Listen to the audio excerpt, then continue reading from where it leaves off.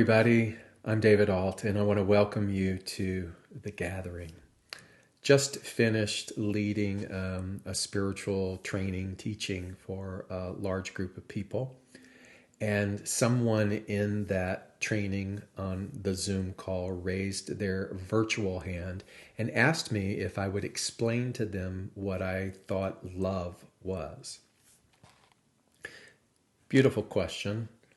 Impossible question to really answer, because how do you bring definition to something that is indefinable? How do you put words or language around the primordial essence that is the backbone of all thought creation, right? We can only make attempts at that. We get lost sometimes into thinking that love is a noun. But when actuality, what we best can do with this love is to utilize it and to put it into practice as a verb.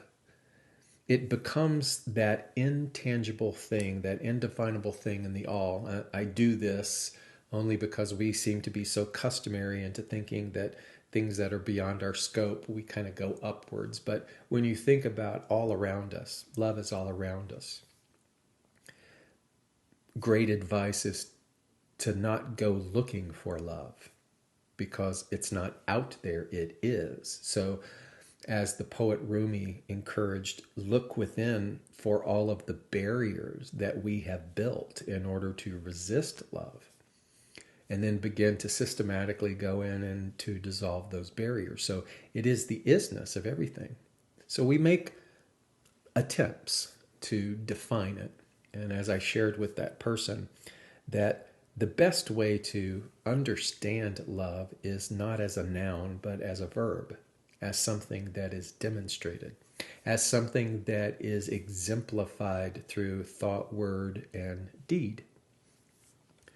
And ultimately, this particular practice and this devotional reverence of contemplating love and being willing to lean into the embodiment of that is something that is the everlasting gift that we take with us.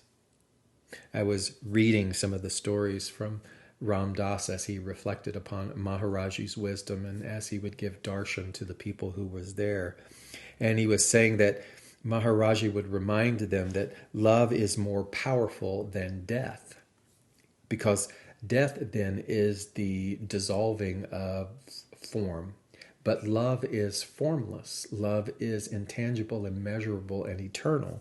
And he goes on to say that the body dies, the thinking mind dies. In fact, attachments fall away, but the deep love in the heart, the love of the soul, goes on. That is the thing that is eternal. And so when we think about what is ours to do, when we look at the chaos of our human existence, when we sit and we contemplate the tinglings of our fear that want to tell us that we are unsafe, or the illusory thought, the big one that says that we are separate, that wants to substantiate an us and them, then we can feel falsely that love is impotent at some point, and sometimes that love actually can not be sufficient and enough. But that isn't the type of love that we're talking about now. That is more of a transactional exchange. You know, I will quote, quote, love you to the degree that you love me. If you give me $1 worth of love energetically, then I will give you $1 worth back. That is a sort of conditioned transactional exchange. Love is unconditional. It just is. It doesn't need to be proved. It doesn't need to be preserved. It doesn't need to be protected in any way. It only needs to be recognized. And when we choose to recognize it, then that which we are capable of as the willing vessel of that love also become more empowered, more more infinitely able to navigate through the illusion and the separation of love, the illusion that love is absent. And so it's dependent upon you and I to make a vow to say, I am the willing vessel of love. Again, the paradox with that is that you are already love. I am already love. But the recognition is necessary. The claiming is necessary. One of my favorite analogies, again, is like the claim ticket. You remember how in the times when you went to a restaurant and it was winter and you had a coat, and they used to have a coat check. They used to have some place where you would take your coat and you would give it to them, and you would be given a ticket, a claim ticket, so that after you've had your meal or after you've had your gathering, you go back to that window, you give them your claim ticket, and you are given what is yours. Love is sort of like that. From a soul perspective, we're given a claim ticket. This is yours by divine right. Just claim it. And then we enter into the human experience thinking that perhaps we don't have a coat, or we have forgotten about the coat, or we have forgotten that we are in possession of this claim ticket. And then we go about doing all kinds of things trying to acquire love, to prove ourselves worthy of love, when all along all that we have to do is to show our ticket and to claim what is rightfully ours. And the moment that we claim it, there is a return of power. There is a return, a remembrance of value. There is a return and a remembrance of connection to all of that which is source.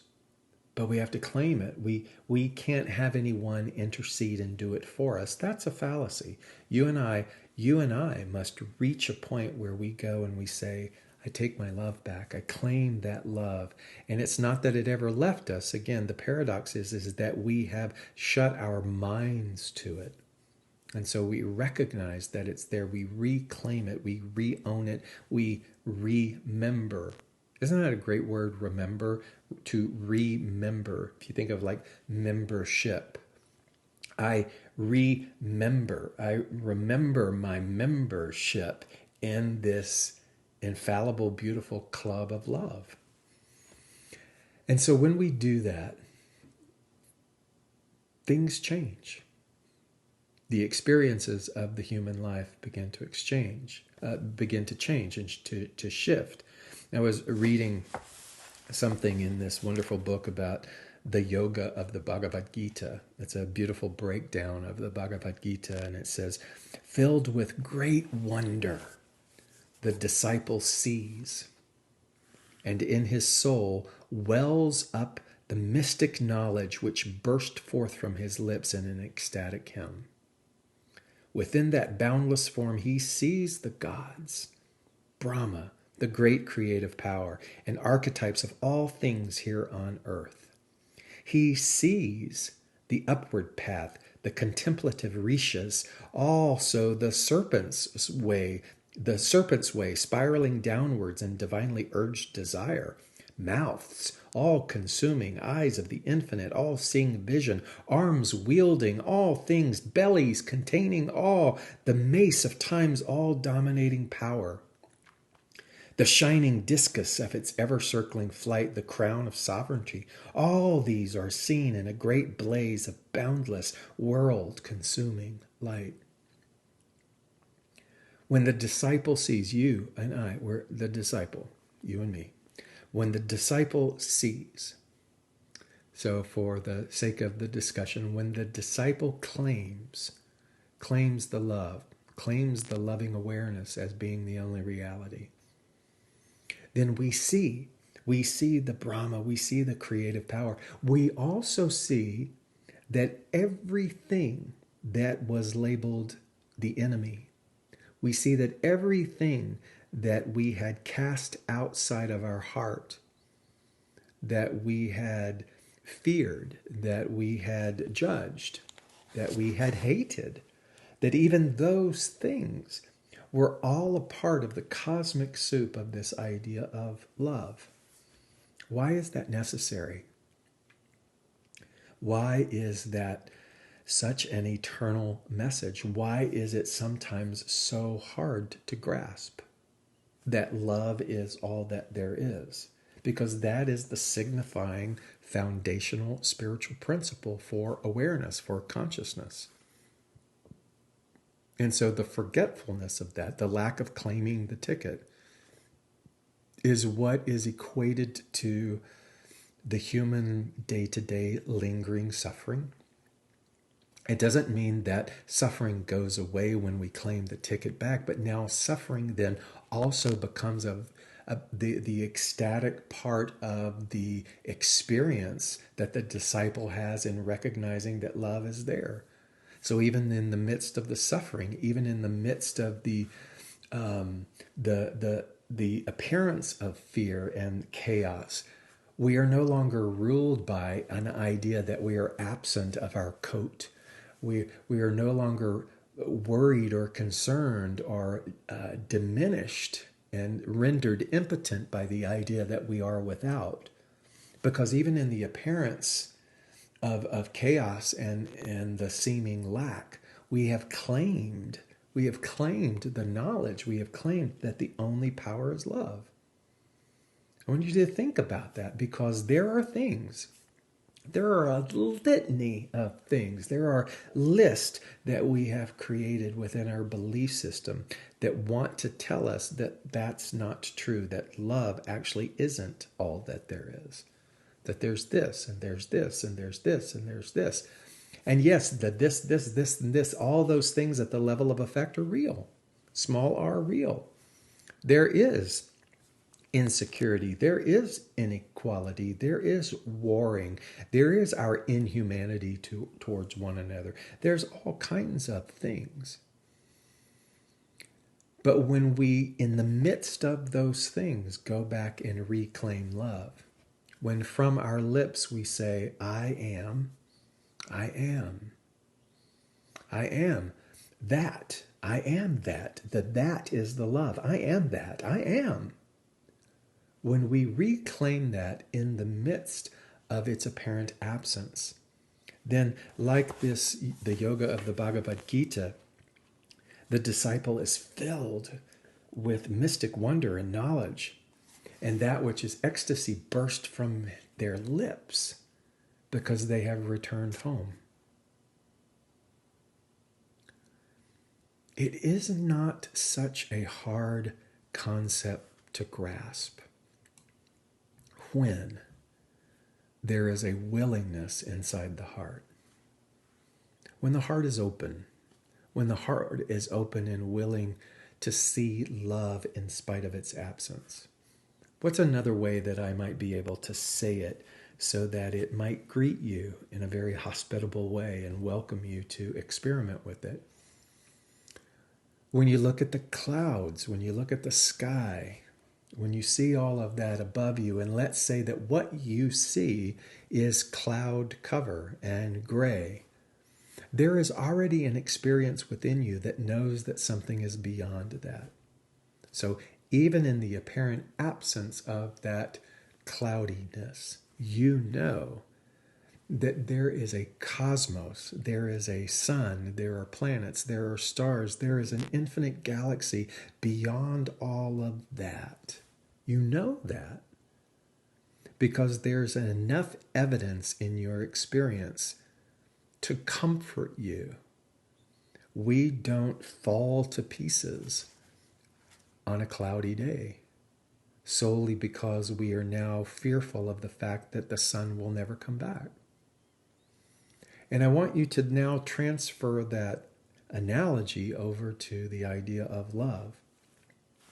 That in the apparent absence of this order, this safety, this compassionate nature, this seeming life force blooming and blossoming and making all things new again, that even in the apparent absence of that, it isn't absent. That what is before us is some human perception of finiteness, And so why should our relationship and our knowledge and our experience with the vastness of the universe be any different than what we see before us? Why should it be any different? And that becomes the practice, the spiritual upholding that we agree to when the resistance to that lessens enough and we lean into and we surrender to the practice. Sometimes what gets us there then is pain, is loss, is so much of the tragic experience that can happen in the density of this dual incarnation.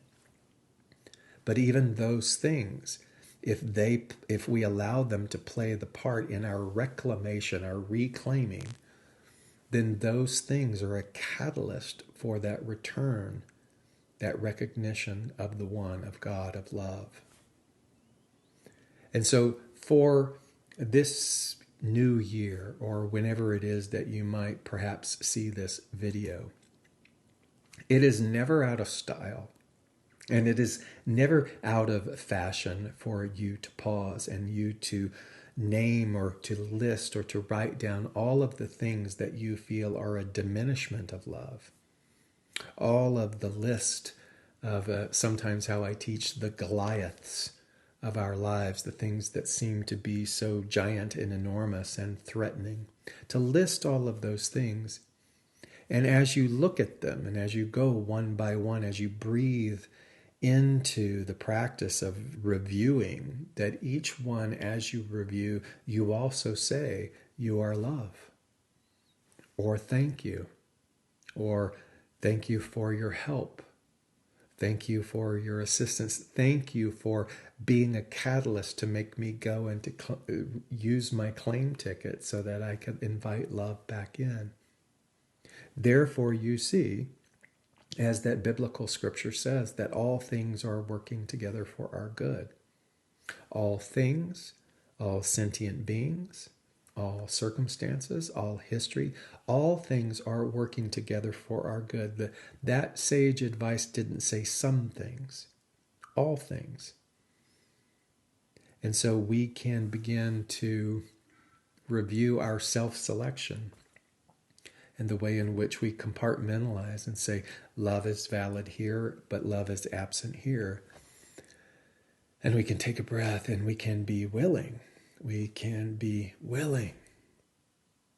As this disciple said, to recognize the boundless form, to celebrate, and to know that all of these varying things, the visions, the arms wielding all things, the bellies containing all, the mace of times all dominating power, the whole chaotic soup, the mix of everything is working its way. It's part of the good in order to teach us and to remind us and to reawaken within our psyche that we have this claim ticket, that we can go back and welcome the embodiment of love, and then as a verb begin to exemplify that and be that in the world. I hope that wherever you are in your process, that there's enough willingness inside of you to consider that all is not lost, to consider that something that is infallible, like love, like life itself, cannot be contained, cannot be usurped, cannot be overthrown. And that which is infallible and infinite is made stronger by our loyalty to it, by our recognition of it. Just as something is made stronger in our experience if we give our time and attention to the things that are finite, then our world becomes nothing more than a landscape of things that are finite. Choose love. Allow love. Reclaim love. And let it begin to do its great and mighty work in your life. Wishing you a week, a month, a year, a lifetime of more and more love. And so it is.